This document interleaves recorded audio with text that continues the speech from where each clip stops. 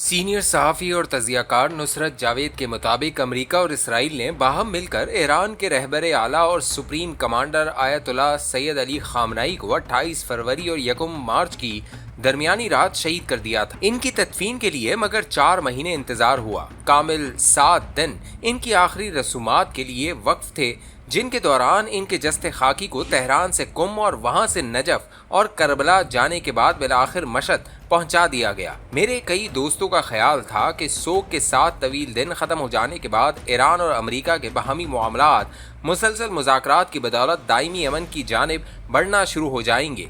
दरियासना इक्तसादी पाबंदियां उठ जाने की वजह से ईरानी तेल और गैस आलमी मंडी में बाआसानी मैसर होंगे।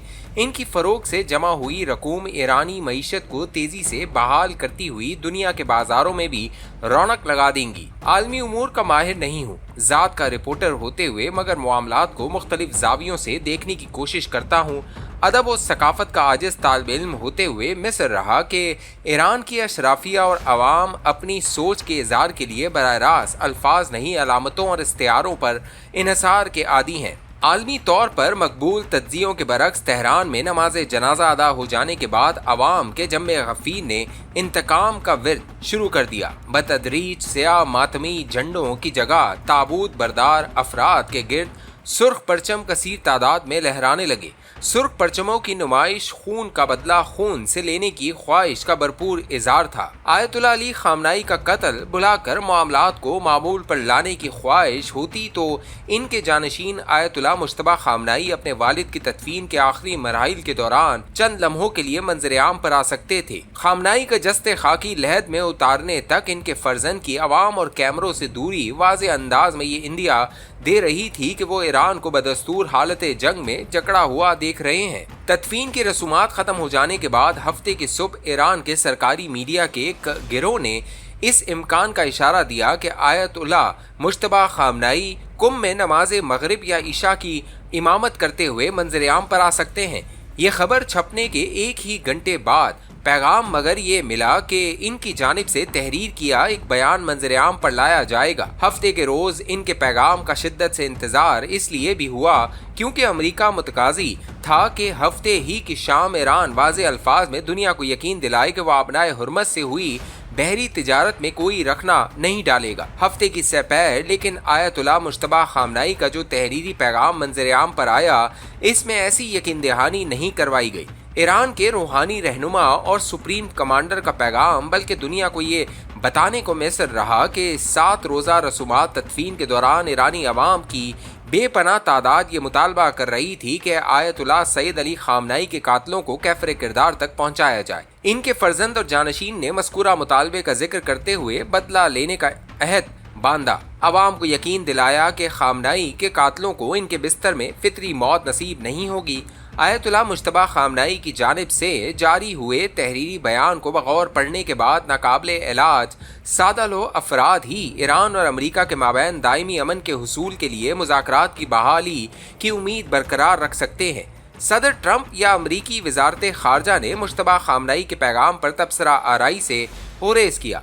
इतवार की सुबह तुलू होने से चंद घंटे कबल मगर ईरान की इन तनसीबात पर फिजाई और मिसाइल हमले शुरू हो गए जो आबनाए हुर्मत से गुजरते जहाज़ों पर निगाह रखती हैं और जहां से इन जहाज़ों को निशाना बनाया जाता है जो ईरान के तयन करदा रस्तों के बजाय ओमान के साहिल के करीब पानियों से अमरीकी ईमा पर गुजरने की कोशिश करते हैं। ये कॉलम लिखने तक ईरान की जानिब से जवाबी हमलों का इंतजार हो रहा था। गुजरे हफ्ते का आखिरी कॉलम लिखते हुए इस खदशे का इजहार किया था कि सैयद अली खामनाई की तदफीन के बाद ईरान और अमरीका मुज़ाकरात की मेज पर वापस नहीं लौटेंगे। ईरान बज़िद है कि आबनाए हुर्मस पर इसका कामिल कंट्रोल तस्लीम किया जाए, बहरी जहाज फकत इसके तयन करदा रस्तों से गुजरे और बिलाखिर मस्कूरा आबनाए इस्तेमाल करने की रकम भी टोल टैक्स की सूरत में अदा की जाए। मिस्र की नहर स्वेज से गुजरते जहाज भी राहदारी की कीमत अदा करते हैं। ये अलग बात है कि नहर स्वेज कुदरती गुजरगाह नहीं, इसे गिरा कदर खर्च के बाद देव हेकल जहाज़ों की गुजरगाह बनाया गया था। फितरी गुजरगाह न होने की वजह से ये मुसलसल सफाई की मोहताज भी है जो बाहरी रकूम और इंसानी मुशक्कत का तकाजा करती है।